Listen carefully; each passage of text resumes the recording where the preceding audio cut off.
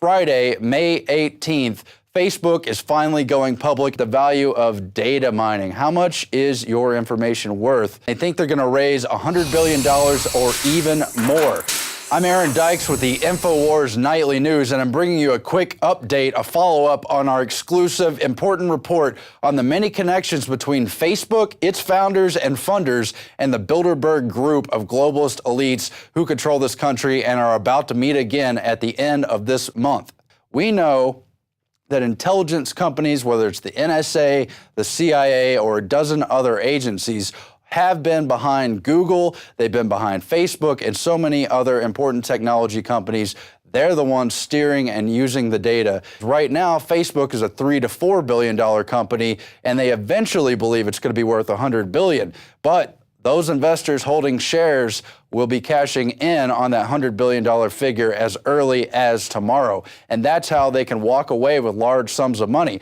Some of the biggest pump and dump schemes in history have been those kinds of IPO bubbles. So the initial public offering can be a double-edged sword, and we're going to see what happens in the case of Facebook. But is it a scam? The question has at least been raised by one University of Oxford professor named Tim Jenkinson. He says the basic question you have to ask is, do you want to buy a company where all the insiders are headed for the door? So are people buying into the IPO tomorrow about to get the investment of their lives, or are they about to be taken for a ride as a key group of insiders make themselves even richer? Many of its angel investors who put the company into the big time in the earliest stages are some of the people selling off some of the biggest shares. Those include Peter Thiel, who gave the first big $500,000 investment to Facebook. He is a steering committee member of the Bilderberg group of elites. The other is Jim Breyer, who's part of the Excel group. He's been linked to NQTel, the CIA, and all kinds of intelligence firms. And he put up a very large amount of money in that second stage. We're also going to see a number of later stage investors selling off a lot of their shares, also hoping to cash in. Those groups include Goldman Sachs, Microsoft, and even U2's own Bono, whose group is trying to liquidate many of its shares. It will be an important test. How much is your information worth? But first, we'll take you back to that key report explaining all the nexus points between the Bilderberg group and Facebook's core group of founders and funders. Not the least of which is Sean Parker, who we detail in this report, who was recruited by the CIA at an early age, who once started Napster, who we explain in detail in the report, who is meeting here in this report with Excel partner and key Facebook investor Jim Breyer, who again has been connected to intelligence circles.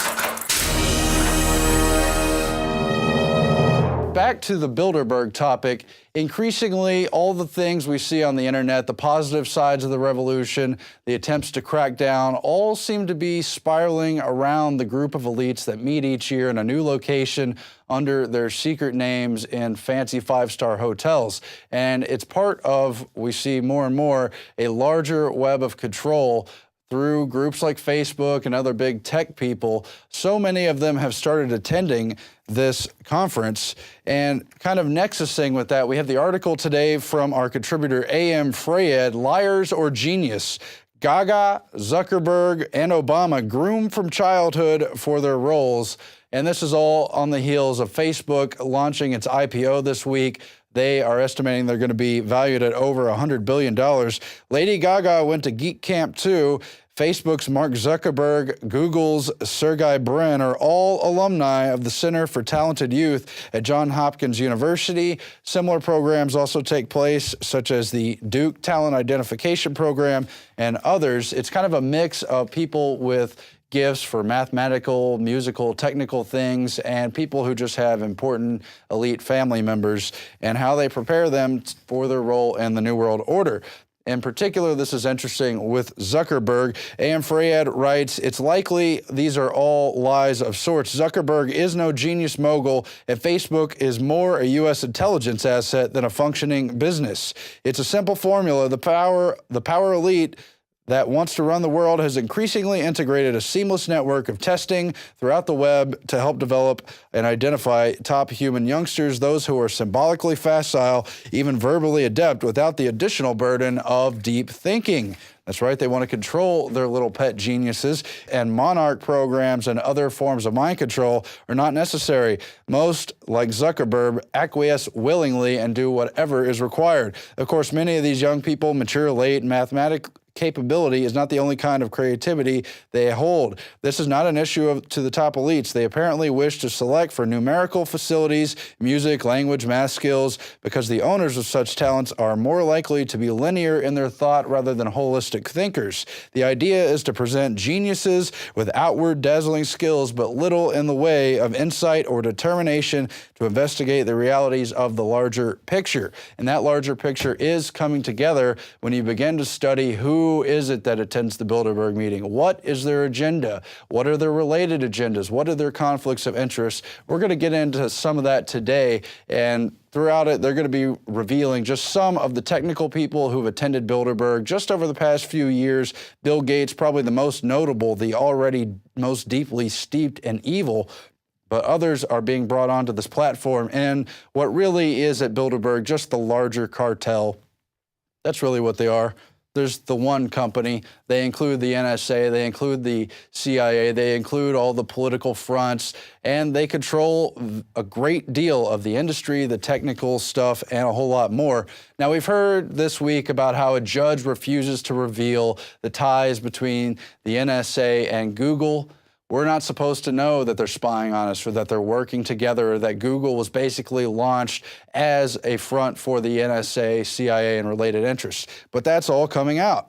And you see Eric Schmidt attending annually at Bilderberg. He got confronted last year. And it's kind of funny, too. He thought that people wouldn't know how to speak English just because they were in Europe, but they did. He got shouted at. He didn't like it. They even had some of the videos pulled from YouTube of people confronting Eric Schmidt and the other Bilderberg attendees who got caught walking down the sidewalk. Very interesting. But back to Facebook. This week, they're in the news, of course, because the IPO is about to happen. They're about to be declared as a $100 billion company, really topping anything Bill Gates did or any of these other newfound billionaires, because it's part of that larger myth of wealth. Those who have the wealth are supposedly in control. Therefore, they associate with the elite. Therefore, they pull the strings. Therefore, it's not surprising to find them influencing this and that in social media and online and our new reality, what's considered the mainstream culture they're always trying to sell. And so you see Eduardo Saverin wanting to leave the country, wanting to renounce his citizenship, but of course cash in on that IPO. Now, this guy, Eduardo Saverin, was the initial funder for Facebook when it was only tens of thousands of dollars. He was at Harvard, ran with Zuckerberg and the other founders who are all roommates there, but they didn't really like his style and they tried to push him out of the company, but he got it back through a lawsuit and now he has the money. But there's an interesting clip I want to play here from the movie The Social Network that'll tie us to our main focus in this piece, which is Sean Parker, the first president of Facebook, also launcher of Napster, which disrupted the web, and someone who looks to be an overall agent of disruption. He also had the company Plaxo, which was basically a viral online address book that worked alongside of in companionship with Microsoft's Outlook. And according to what I read about it, it basically would download onto users' computers, steal their contacts, and contact all those people to try to get them to join the network. Let's roll that clip right now. $1 million isn't cool. You know what's cool? You. $1 billion.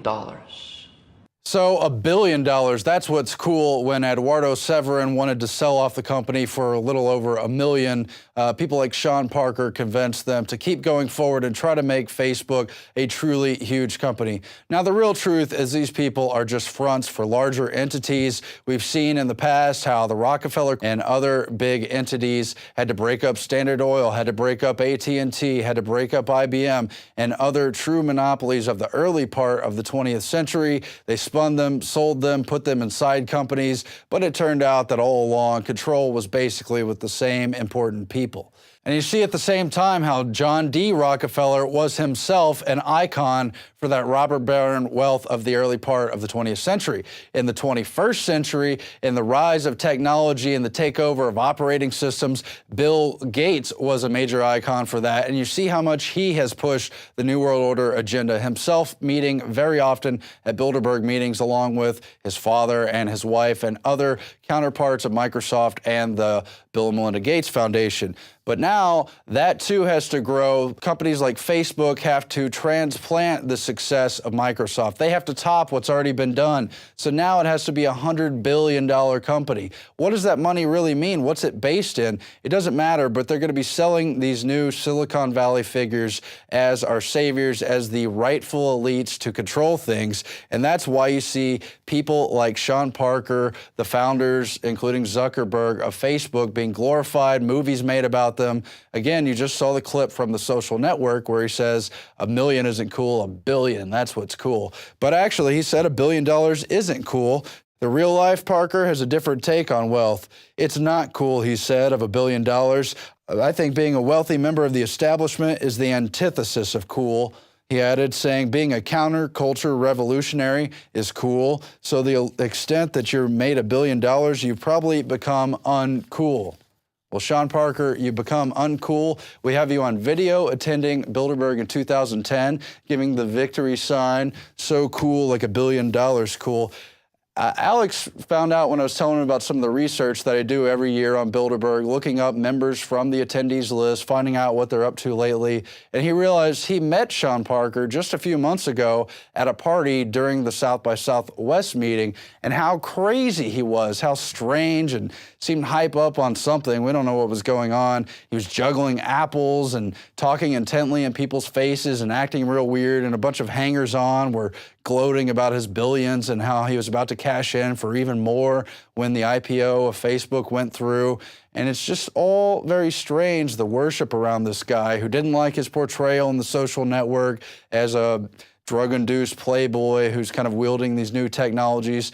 And yet, when Alex met him at the party, it really seemed like maybe he did fit this kind of super egotistical character, really reveling in his connections and wealth and total trendiness. He was there at South by Southwest, appearing with Al Gore, talking about how soap is bad and how they have to hack democracy and use social media to take over voting, and they've got all these new companies. We're about to get to that. But this guy has really made himself involved, and particularly in the Bilderberg through his connection with Peter Thiel, who's now on the Bilderberg steering committee and has invited so many of the founders of Facebook and other key technology companies to that elite summit. And they brought together to discuss things like the future of privacy on the internet, the future of cybersecurity. There's Peter Thiel. He runs Clarium Capital. He was also the first founder of PayPal and their CEO, and he was the first major funder of Facebook. He provided the first $500,000 that would eventually turn Facebook into a multi-billion-dollar company.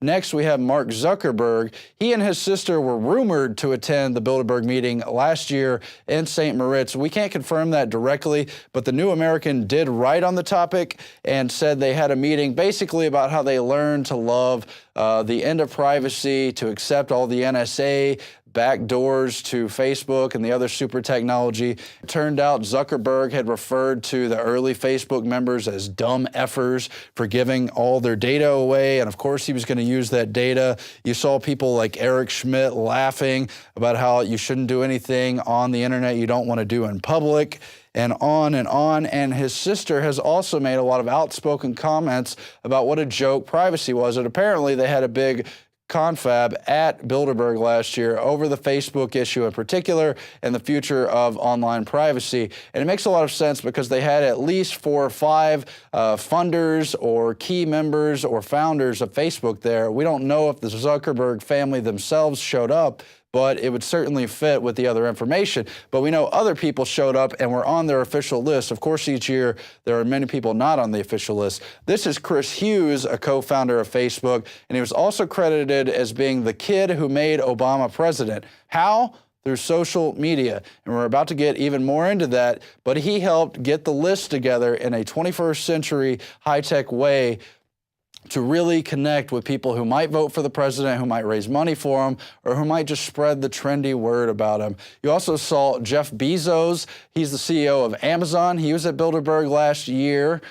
He's running, of course, with the Peter Thiel crowd because Peter Thiel runs Clarium Capital. He runs Sequoia Capital. They run the Founders Fund. All these are important hedge fund and other funding mechanisms that decide which projects live and which projects die, which projects are going to become a multi-billion-dollar company, and which projects are just going to be prototypes for someone else to take over. You really see that going on Silicon Valley now, and they make up basically about 20% of the NASDAQ index, and that means a lot of our GDP, but it's more than just dollars. It's what is going to be the reach of social media? How impactful will they be on socially engineering society, something the elites have been working on for over 100 years? Let's go back to that list and finish off the attendees. You also saw the CEO of LinkedIn, who is also one of the Facebook founders. His name is Reid Hoffman. All these tech geeks came together at Bilderberg. The question is why? And of course, Sean Parker of Napster,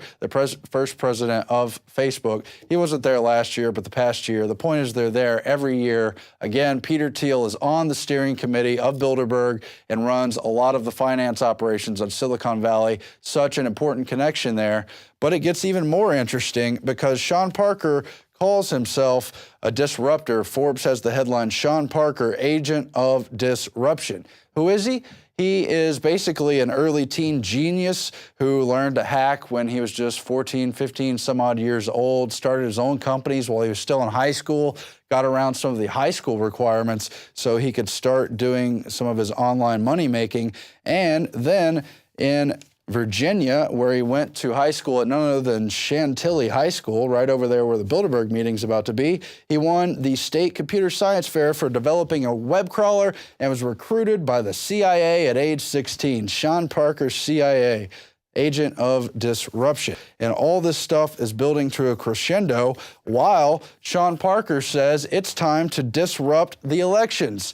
He says defeating SOPA was the nerd spring, the thing him and Al Gore called for at South by Southwest and in the months previous leading up to it, using the name playing off of the Arab Spring. You've got headlines here like Vodacin, social voting ready to disrupt the 2012 presidential election. You've got headlines like Sean Parker, this election, social media will determine the outcome. And it all adds together. You've got Sean Parker in this article. He says, politics, for me, is the most obvious area to be disrupted by the web. Campaigns themselves and all forms of special interest groups and PACs are driven by huge amounts of cash. If you're a PAC, you're spending hundreds of thousands of dollars to mobilize single-issue voters. Taking money out of politics with campaigns is possible through social media. Like with all the other groups, they're spending a fortune basically for maintaining a mailing list, and that can be done basically for free using online tools. There's huge potential for disruption. So there he is using the term disruption in the context of steering the elections, of hacking the elections through social media. And they're all meeting at Bilderberg, especially last year, but in the years to come. We'll see how many of them show up this year. Now, this entity right here, Vodacin, it's one of their little side projects. It connects back to Peter Thiel. It connects back to Sean Parker. It connects back to Chris Hughes and, of course, other allies and, of course, many celebrities. They're all funded by the same basic groups, Clarium Capital, Sequoia, and especially the Founders Fund, which Sean Parker now heads. Chris Hughes, who's one of the key Facebook co-founders, was credited in 2008 with helping to get President Obama elected. Here's the headline right here, how Chris Hughes helped launch Facebook and the Barack Obama campaign, especially how he used social media and in particular the site myBarackObama.com to connect supporters and basically get the community organizing going on. But Peter Thiel, as you know, has been reported as a major libertarian thinker and a supporter of Ron Paul. Why would someone like Peter Thiel, who goes to the Bilderberg meeting every year, back someone like Ron Paul who wants to break down the system? Well, look at the fact that Ron Paul has the only true viral internet campaign. That's the only candidate. You don't see a viral campaign for Newt Gingrich. You don't see it for Romney. You see it to a certain extent for Obama, but a lot of that is AstroTurf. Ron Paul has the true body of supporters, and what do they want? They want that data. They want to back people like Ron Paul so they could steer the social media data.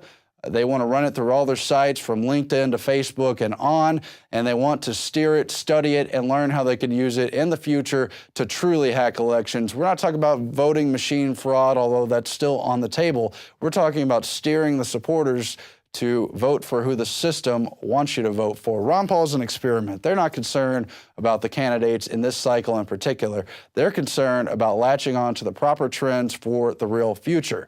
They seed all these companies, they see what grows, and they use the lessons they learn to build the projects that actually take off. And again, they're all frontmen for the larger cartel system that includes the NSA mechanisms and all the rest of it. They're running things, and they're using these tech geeks as the new heroes of wealth and power for this new age, and we must refuse them. You saw how cool Sean Parker thinks he is, but waving to people from the Bilderberg car, really thinks he's made it. He's just another tool of the system. You don't have that coolness once you sell out to the cartel, Sean Parker.